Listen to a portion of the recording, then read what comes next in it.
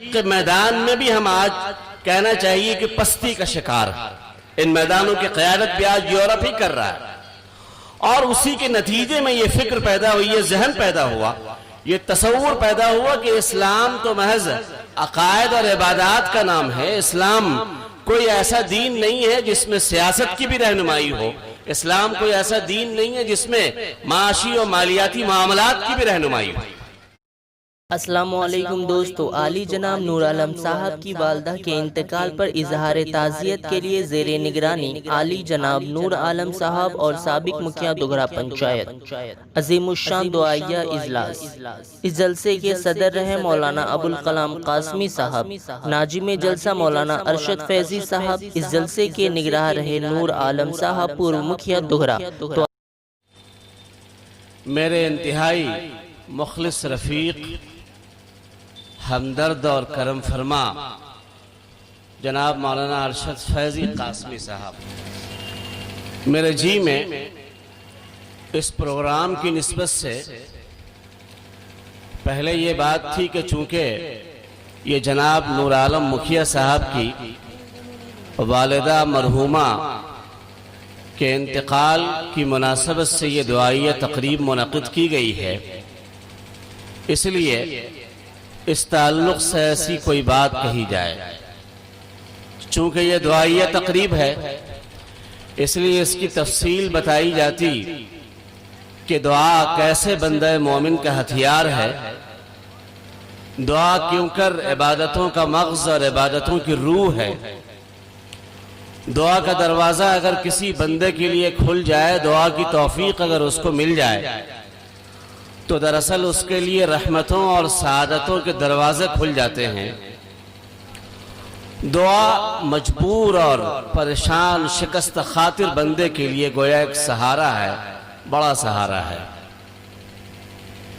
اس مناسبت سے موت کی حقیقت پر بھی روشنی ڈالی جا سکتی تھی، اور یہ بتایا جا سکتا تھا کہ ایک اچھی موت کے لیے ہم کو کیا اعمال اور کیا کام کرنے چاہیے، موت کی تیاری کس انداز میں کرنی چاہیے، کس طرح کرنی چاہیے، وہ کون سے کام کیے جائیں جس کی بنا پر مرتے وقت کلمہ نصیب ہوتا ہے بندہ مومن کو۔ مگر پھر یہ خیال آیا کہ یہاں حضرات علماء کرام اور اکابرین اعظام کی ایک خاصی تعداد موجود ہے، ان کی روحانیت، ان کے علم و مطالعے کی وسعت و ہمگیری کا تقاضا یہ ہے کہ ان موضوعات پر اگر وہ اظہار خیال فرمائیں تو انشاءاللہ قلوب کو نفع ہوگا، لوگوں کو فائدہ حاصل ہوگا۔ میرے بھائیوں، جیسا کہ مولانا نے عرض کیا، یہاں آپ کی سماعتوں کی لذت اور لطف کے لیے بھی خاصا انتظام موجود ہے۔ آپ بہت سارے بیانات سنیں گے، بہت ساری نعتیں سنیں گے انشاءاللہ۔ میں چاہتا ہوں کہ تھوڑا سا وقت آپ مجھے دیں تو کچھ فکر انگیز باتیں، کچھ ضروری مسائل پر روشنی ڈالی جائے، اظہار خیال کیا جائے۔ میں بنیادی طور پر آپ کے سامنے 3 باتیں عرض کروں گا۔ پہلی بات وہ بات ہے جس کا موجودہ حالات سے بڑا گہرا تعلق ہے۔ اگرچہ کورونا وائرس کے قہر اور لاک ڈاؤن کی مصیبت کی وجہ سے زندگی چونکہ تھم سی گئی ہے، اس لیے اس پر اس وقت اتنی ہنگامہ آرائی نہیں ہے اور ویسی توجہ نہیں ہے جیسی توجہ عام طور پر دیکھی جاتی ہے۔ مجھے یہ عرض کرنا ہے کہ دینی اور شرعی نقطہ نظر سے اس کی کیا اہمیت ہے۔ مسلمان اس کو شجر ممنوع سمجھتے ہیں، ناجائز تصور کرتے ہیں، تو یہ دیکھنا ہے کہ شرعی طور پر اس کی اہمیت کیا ہے، شریعت کی نگاہ میں یہ چیز کیا معنی رکھتی ہے۔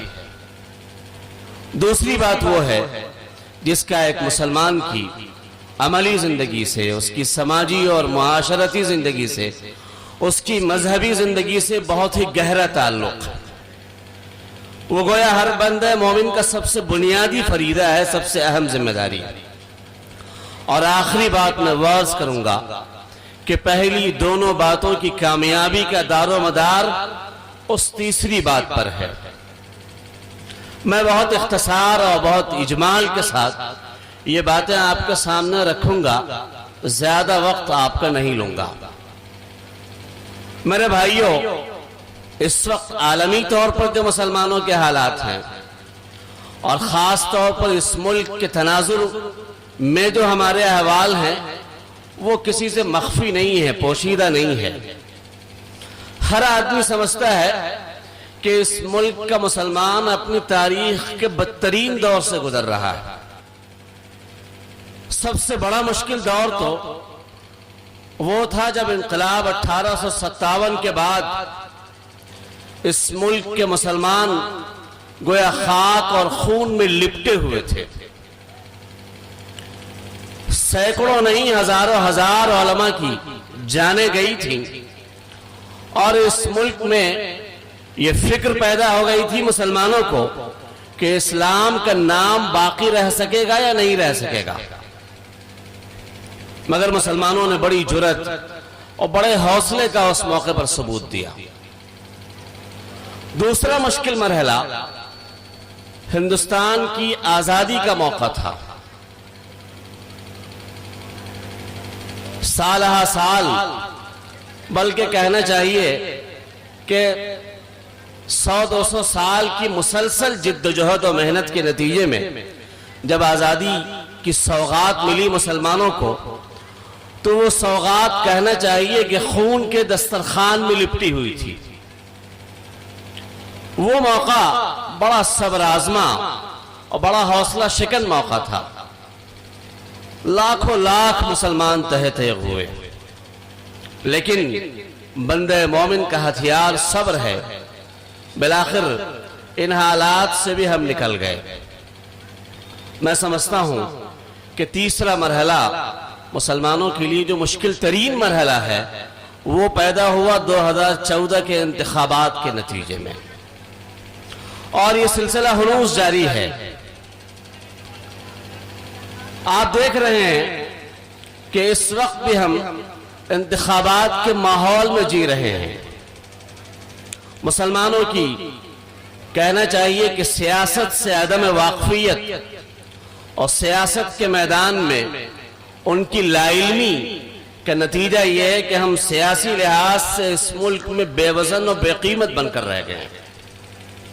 ایک دور وہ تھا کہ فرقہ پرست پارٹیاں بھی جب الیکشن کا وقت آتا تھا تو مسلمانوں پر ووٹ کے لیے ڈورے ڈالتی تھی، لیکن اب حالات ایسے ہو گئے ہیں کہ مسلمانوں کے ووٹ کی ضرورت نہیں سمجھی جاتی۔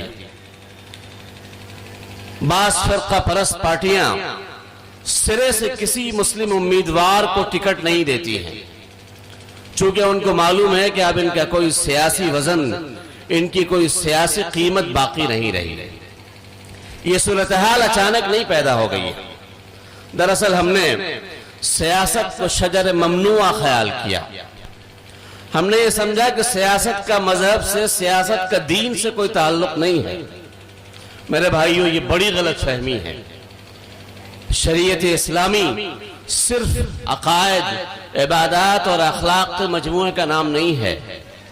اسلامی شریعت صرف نماز اور روزے کا نام نہیں ہے۔ اسلامی شریعت صرف کہنا چاہیے کہ اخلاقی تعلیمات کو عام کرنے اور اخلاق حسنہ سے خود کو آراستہ کرنے کا نام نہیں ہے۔ اسلام ایک کامل و مکمل دین ہے، یہ ایک مکمل شریعت ہے۔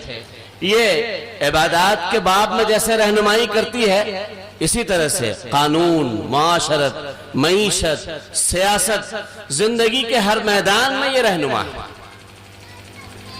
یہ محدودیت خیال کے اندر تب پیدا ہوئی، خاص طور پر جب مسلمان معاشی، سیاسی اور دیگر میدانوں کی طرح علمی اور فکری میدان میں بھی پسپا ہو گئے۔ یورپ انقلاب کا فرانس بڑا ہمگیر تھا، اس کی تفصیل کا یہ موقع نہیں ہے۔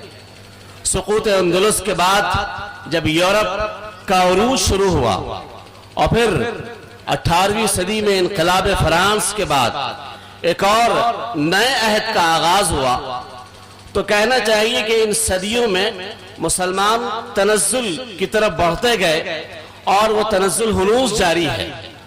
علم و فکر کے میدان میں، علم و تحقیق کے میدان میں بھی ہم آج کہنا چاہیے کہ پستی کا شکار ہے۔ ان میدانوں کی قیادت بھی آج یورپ ہی کر رہا ہے، اور اسی کے نتیجے میں یہ فکر پیدا ہوئی، یہ ذہن پیدا ہوا، یہ تصور پیدا ہوا کہ اسلام تو محض عقائد اور عبادات کا نام ہے۔ اسلام کوئی ایسا دین نہیں ہے جس میں سیاست کی بھی رہنمائی ہو، اسلام کوئی ایسا دین نہیں ہے جس میں معاشی اور مالیاتی معاملات کی بھی رہنمائی ہو۔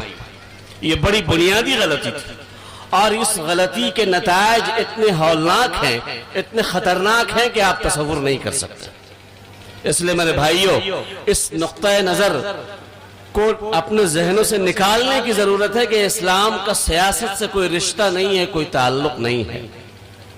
یاد رکھیے کہ سیاست اگر حسن نیت کے ساتھ کی جائے، اخلاص کے ساتھ کیا جائے، مسلمانوں کی سیاسی برتری کے لیے کی جائے، تو یہ سیاست بالواسطہ عبادت ہے۔ جیسے نماز روزہ ظاہر براہ راست عبادت ہے، یہ مقصود ہے دین کا، یہ مقصود ہے شریعت کا۔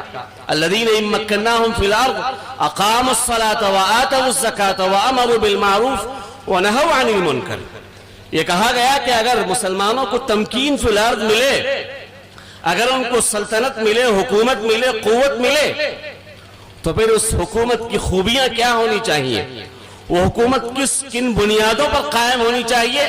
اقاموا الصلاۃ، کہ وہ نماز قائم کریں۔ اس لیے کہ جب اقامت صلاۃ کا اہتمام ہوگا تو وہ حکومت صحیح راہوں پر چلے گی۔ جب اللہ تبارک و تعالی سے رشتہ مضبوط ہوگا تو وہ حکومت اور وہ سلطنت اسلامی بنیادوں پر قائم رہے گی، چلتی رہے گی۔ تو یہ ہے غرض اس کی، اقامت صلاۃ، نماز قائم کرنا، زکوٰۃ دینا۔ اگر ہم مسلمانوں کو سلطنت دیں، حکومت دیں، سیاسی قوت دیں، غلبہ دیں ان کو، تو نماز قائم کریں، وہ زکوٰۃ دیں، امر بالمعروف نہی عن المنکر کریں، تو یہ تو براہ راست مقصود شریعت ہے اور یہ براہ راست عبادت ہے۔ لیکن اگر حسن نیت کے ساتھ تجارت کی جائے تو تجارت بھی عبادت ہے۔ اگر اخلاص کے ساتھ اور اللہ تعالیٰ کے بتائے ہوئے احکام کی روشنی میں، اللہ تعالیٰ کی بتائی ہوئی ہدایات کی روشنی میں تجارت کی جائے تو یاد رکھیے بالواسطہ یہ بھی عبادت ہے۔ اس لئے فرمایا گیا من قتل دون مالی فہو شہید، جو اپنے مال کی حفاظت میں قتل ہو جائے وہ شہید ہے۔ مال کی بڑی اہمیت ہے شریعت میں۔ سمجھایا جاتا ہے کہ مال اور دنیا اور یہ مادی منافع یہ ایک صاحب ایمان کے لیے نہیں ہے، مال کی شریعت میں بڑی اہمیت ہے۔ خیر، تو میں یہ عرض کر رہا تھا کہ حسن نیت اور اخلاص کے ساتھ اگر کاروبار کیا جائے، تجارت کی جائے، اللہ تعالیٰ کے بتائے ہوئے اصولوں کے مطابق کیا جائے تو یہ بھی عبادت ہے۔ اسی طرح اگر حسن نیت کے ساتھ اور اخلاص کے ساتھ سیاست کے میدان میں قدم رکھا جائے تو یہ بالواسطہ عبادت ہے اور یہ مطلوب ہے شریعت کا۔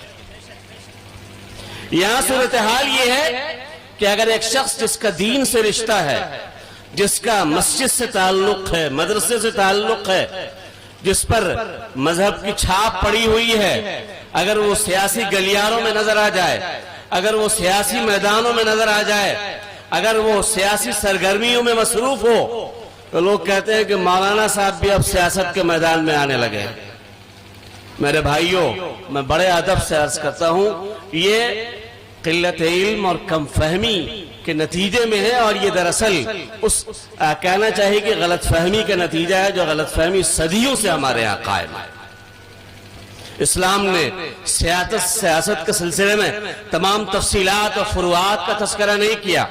یہ نہیں بتایا کہ وزارت داخلہ کے لیے کیا بنیادیں ہوں گی، اور یہ نہیں بتایا کہ وزارت خارجہ کے لیے کیا بنیادیں ہوں گی، اور یہ نہیں بتایا کہ انتظامی امور میں کیا کیا کن کن تفصیلات کا لحاظ رکھا جائے گا۔ تو میں آپ سے کہوں کہ مولانا دبیر عالم صاحب قاسمی دامت برکاتہم نے آپ کے لیے بہتر پیغام چھوڑا ہے.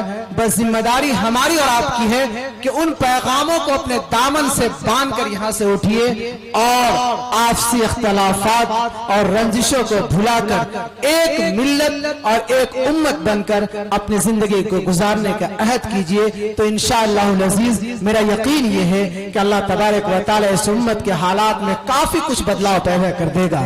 حضرات گرامی